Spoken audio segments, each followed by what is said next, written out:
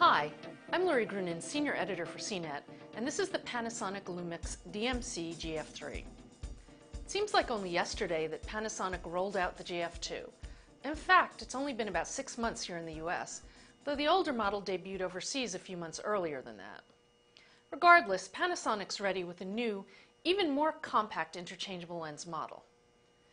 The GF3 doesn't replace the GF2, but it's priced the same, which I suspect is going to make for some confusing buying decisions.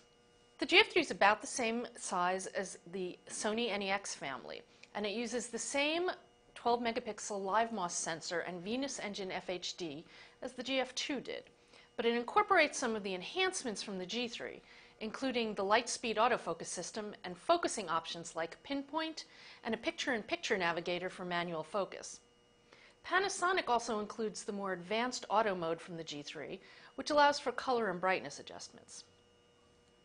Like the GF2, the G3 has a combination touchscreen and traditional button interface, but Panasonic has replaced the discrete four-way nav buttons and jog dial with a more point-and-shoot-like combination button dial. To prevent accidentally scrolling your way into bizarre settings, the wheel ignores the first couple of turns before activation. Torn about this implementation. I think it's necessary to accident-proof the scroll wheel. Lord knows I have enough of those accidents. But when you're trying to adjust shutter speed or aperture, that lag can get disorienting and make you overshoot. It's going to require a bit of field testing when I finally get the production model. While the controls look different, they mostly operate the same way as on the GF2. But because the jog dial is gone, Panasonic had to move the exposure compensation to the up button, pushing ISO sensitivity into the quick menu. That may bother some people. Overall, I like the interface. It's straightforward with large virtual buttons that are easy to hit, and the touchscreen is sufficiently responsive. But I think there's still a bit of a discoverability problem with the features.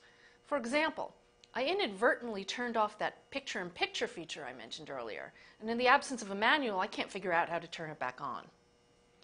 What makes it so confusing is that for the same price as the GF2, about $600 for the kit with the 14 to 42 millimeter lens and $700 with the 14 millimeter prime, you get a slightly smaller camera where you gain better focusing features, possibly slightly better performance, and a new, but not unique, miniature special effect.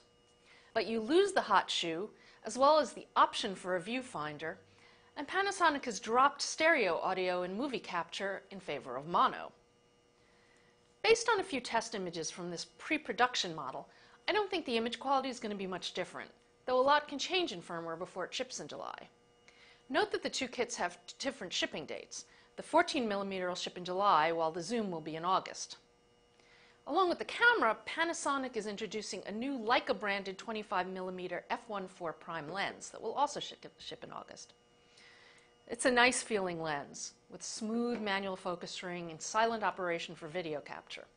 I also shot with a pre-production version of the lens and loved the build and speed for both focusing and the aperture, but it displays a lot more fringing than I expected. I hope that's fixed before it's final. I'm Lori Grunin, and this is the Panasonic Lumix DMC-GF3.